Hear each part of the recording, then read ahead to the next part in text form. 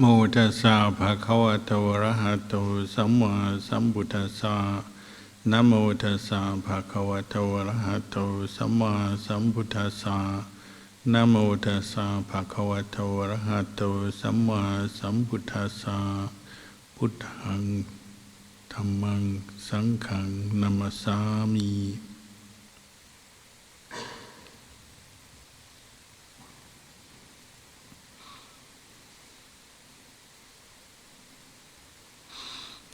Blessings, good evening to you all. First night of our retreat. So get off to a good start with a nice thunderstorm. Bring a bit of excitement through the valley.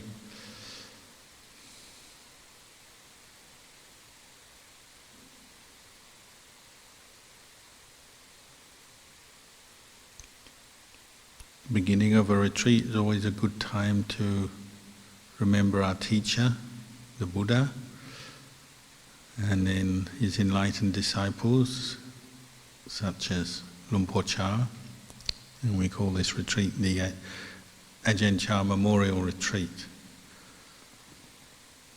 It was also the Buddha's retreat, because we're all students or disciples of the Buddha, following his teachings, following his path, hoping to experience some of the same peace and happiness that the Buddha experienced. But to do that, we have to follow the instructions.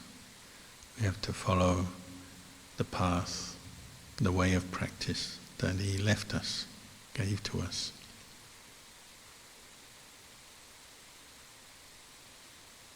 But when you think of the Buddha, or we say recollect the Buddha, what we call Buddhanusati, you're recollecting both the person, the historical person, but also what a Buddha stands for, the enlightened or the awakened mind.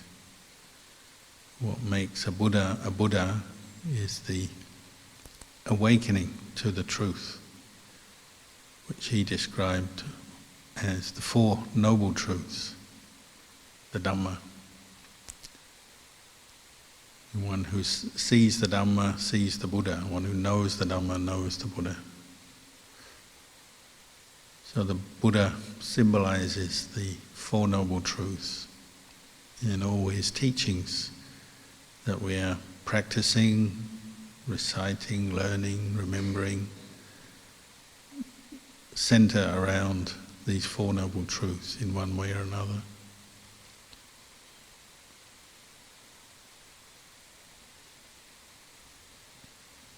So the Buddha, on his enlightenment night, he recollected that, all the happiness of the world that's available for us as human beings, what we call the worldly happiness, the gain, the fame, the fortune, the reputation, all the pleasures, all the things that human beings seek after and wish for and aspire to,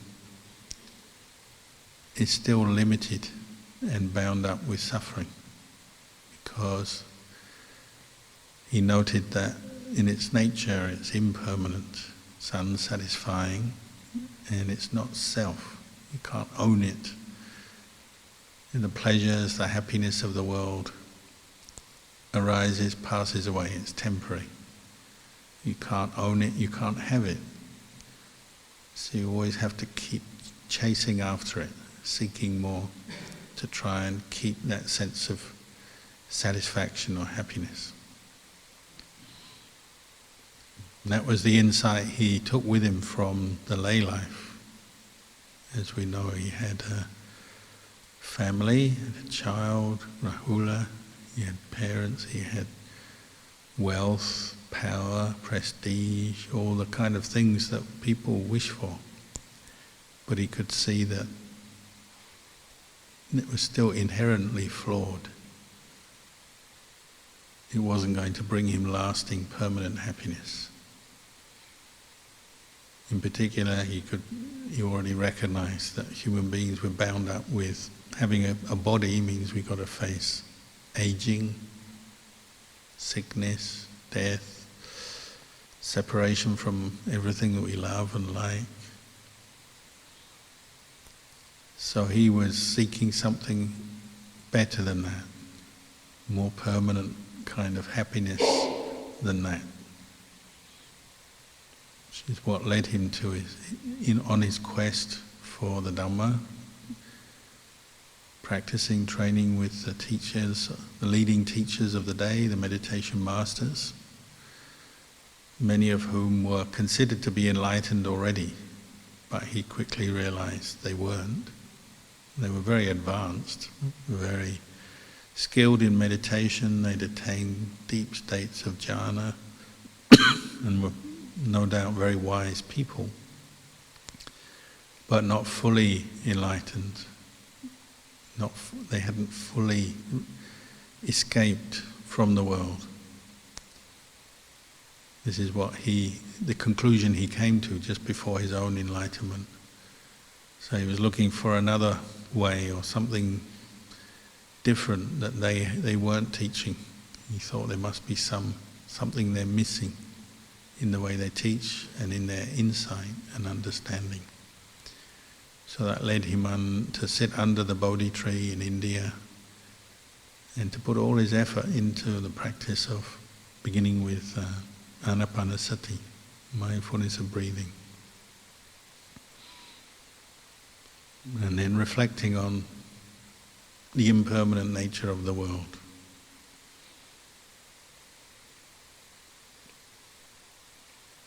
He had both his own memories, experience, and then just his innate wisdom, his insight that he applied to contemplating the way things are in this world.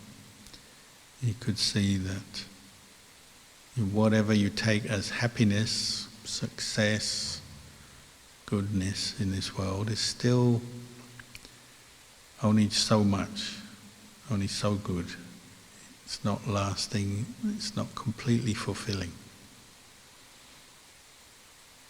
Why? Because it's still bound up with birth and death, having this body, aging, sickness and death, and then all the problems of living in the world, having a body, living in the world. You have to compete with others, there's a lot of risks, a lot of insecurity, problems we face as human beings. That the normal kind of happiness, material happiness and pleasure of this world can't completely get you away from. So he was looking for something that would bring a complete end to all suffering, all this unsatisfactoriness, something beyond it, something that would be permanent, lasting. And as he practiced on that night that he became enlightened, his first knowledge that came to his mind was what we call Pubbe Niwasanusatiyana, knowledge of the recollection of past lives. He could recollect his own past lives and the past lives of others. Very clear knowledge based on attaining fourth jhana, practicing anapanasati, clearing away all the distractions, the hindrances, greed, anger and delusion from his mind, entering states of samadhi and then directing his mind to remember back all of through this life, his current life, and then back to past lives. And that very quickly gave him a lot of understanding that every life is much the same. Even if he'd been born into different life situations as a human, could remember being an animal, male, female, rich, poor, all kinds of different situations he could remember, but there were certain common characteristics to each life that he had lived. Each life was subject to aging, sickness and death. Always has a beginning, birth, always has an end, death. And then all the ups and downs of each life that he'd lived, he could recall them, the sufferings. Sure, there was pleasure, there was happiness, all kinds of happiness, but none of it was lasting or ultimately satisfying. Still bound up with what we call dukkha, pain, unsatisfactoriness. And of course, the fact that just its consciousness was being born and died over and over again. It's kind of this endless parade of life, different lives, one after another. A great sense of weariness came over his mind, tiredness of having to be born and dying, born and dying, born and dying, endless lifetime, beginningless lifetimes. And he could see that's the same for everyone. It wasn't just for him, it's for every living creature in this world has the same background. Having been born and died for endless lifetimes. And as he meditated on, the next knowledge that arose in the middle watch of the night, the middle part of the night, was the knowledge of karma and how beings are born into different destinations according to their karma, good and bad. How we make karma through our life. Every moment of every day we're making karma, we're receiving the fruits of past karma and we're making fresh karma. And then when we die, that process doesn't just stop there, doesn't just finish, it continues to, we say, condition the mind. The consciousness of beings is conditioned so that at death, even though the physical body dies, consciousness arises according to its karma in new destinations, new lives. Some pleasant, some unpleasant, depending on the karma. He could see that for himself and for other beings. So karma is the process of cause and effect that feeds these endless lifetimes. As long as we're making karma, good and bad, then we have to be born again.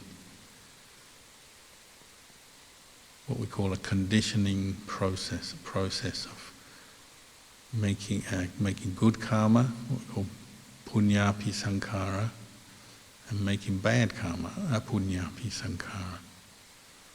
Good and bad karma are still karma. And it's still keeping consciousness caught into endless making, creating worlds for ourselves, creating happiness and suffering, creating birth and death, over and over again. This word creating applies to what we call sankhara, formations. It's physical and mental. The mind creates, but it results in both physical and mental formations. The word in Thai we use is prungdeng, which is the same word they use for making food. So it's endlessly making new recipes. I remember when I was a kid at Christmas, there'd always be somebody would give my mum a recipe book, a new recipe book, 1,000 quick recipes for tasty food. It's what human beings do, just with food. We're endlessly creating new recipes, writing books about them, making TV shows about them, trying to put the ingredients together in a slightly better or different way. And it's just like karma. We're always conditioning this mind, creating good and bad karma that affects our life, like a new recipe. And that process doesn't just end with death. When we die, the body dies, but the mind carries on creating good and bad karma into its next life. Making more recipes, another 1,000 recipes for next life. Probably by now they have recipe books, 10,000 recipes, just to make sure you're not bored and you're never lacking a recipe. That's the nature of the conditioned mind. We say jit prungdeng. The jitta is the jit, entire jit in Pali, jitta.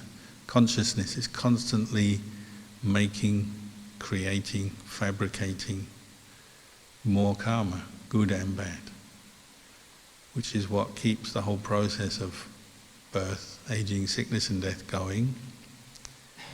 And this is what leads to the tiredness, the weariness of the Buddha, saying, oh, this endless birth and death, life after life, there must be something better than this. And this prompted his search for Nibbana, something that is outside of birth and death. An end to the recipe-making process because of weariness, seeing the suffering of it. The third noble truth is what we call nirodha, cessation. It means the ending of, or the stilling of, the conditioning process. This is the result of cultivating the path of practice. The Eightfold Noble Path results in the stilling, the cessation of karmic formations, nirodha, which is the highest happiness. Once the Buddha had realized all four noble truths, so he understood what dukkha is for himself, for others. He understood and relinquished the cause of dukkha, which is ignorance, craving, attachment. He experienced nirodha, the third noble truth, cessation of suffering. And this is what he brought back to teach the rest of us after his enlightenment. The ending of his suffering, so he has these phrases that we chant when we chant some of the suttas.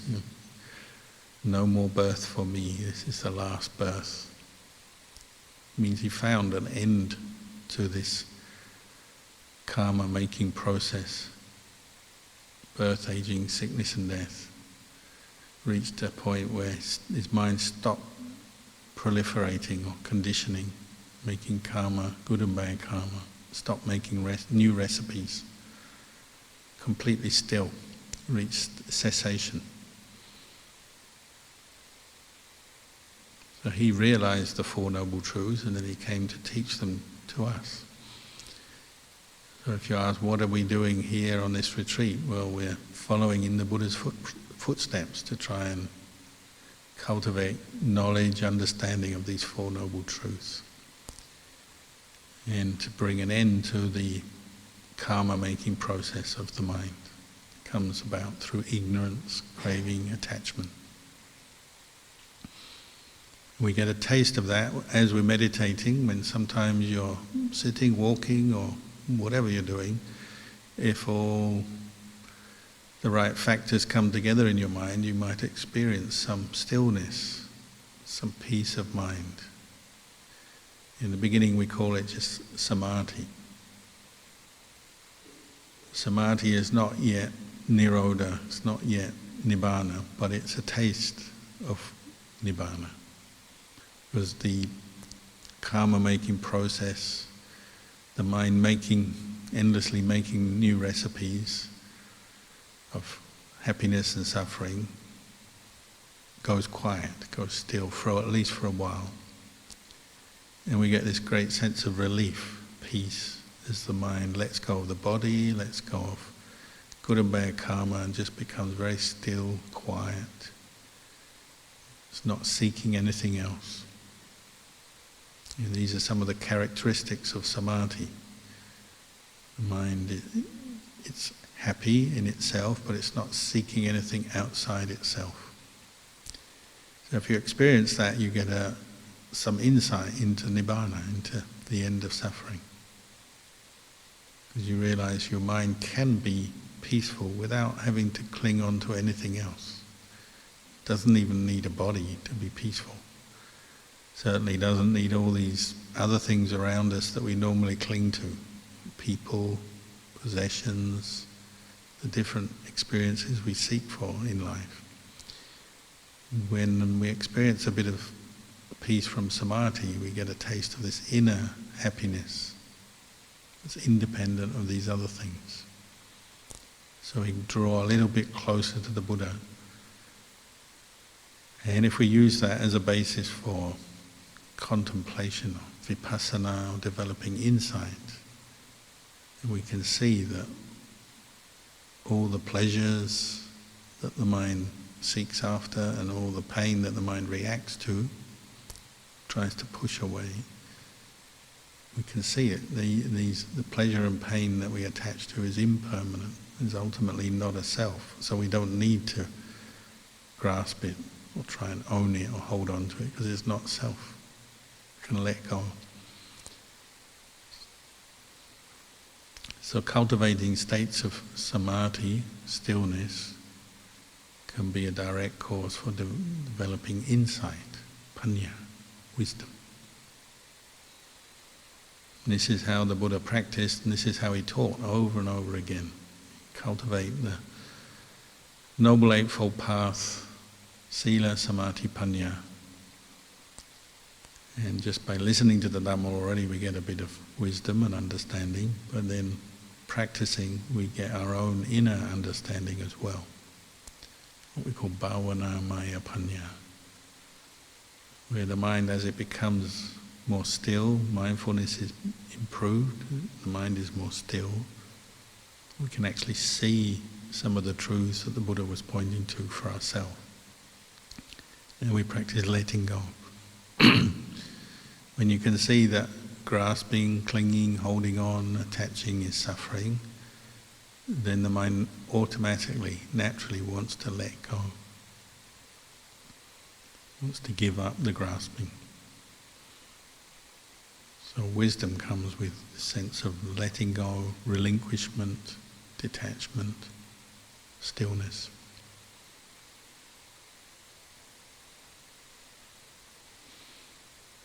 So this is what the purpose of our retreat is, to practice putting into practice the Noble Eightfold Path. We've undertaken the 8 precepts. We're practicing meditation, mindfulness, sitting, walking, in every posture, every activity we can cultivate mindfulness directed to our body, feelings, the mind, and the objects of mind. If somebody really puts a lot of effort in, just 7 days, so one retreat, could become fully enlightened. A little bit less effort, maybe 7 months, 7 years, 7 lifetimes. It depends, doesn't it, on how much effort we put into the practice, how sincere we are, how much we've done it before, how much effort we put in now. But the Buddha gave us hope, because he said we all have the potential for realization.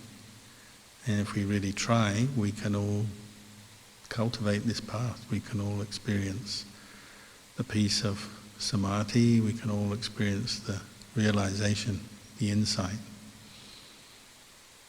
But we have to put our own effort in. So we wish you all well for this retreat. Hopefully the storm has blown over, just like the moods in our mind. Storms come through, maybe they seem very loud and disturbing, but then they blow away and they completely disappear, just like our own thoughts. Some of your thoughts and moods seem very disturbing sometimes, and then they just blow through and they're gone. And everything returns to stillness. So try to connect with your own inner stillness as much as possible. Any thoughts and worries and fears and doubts, and just see them like the storm. They just come through, make their noise, and then they disappear again. But anyway, for tonight, maybe I'll leave you there with this teaching, and you can carry on. If you want to stay on in the hall afterwards, you're welcome. We have our morning session tomorrow, but for now I'll leave the teaching there.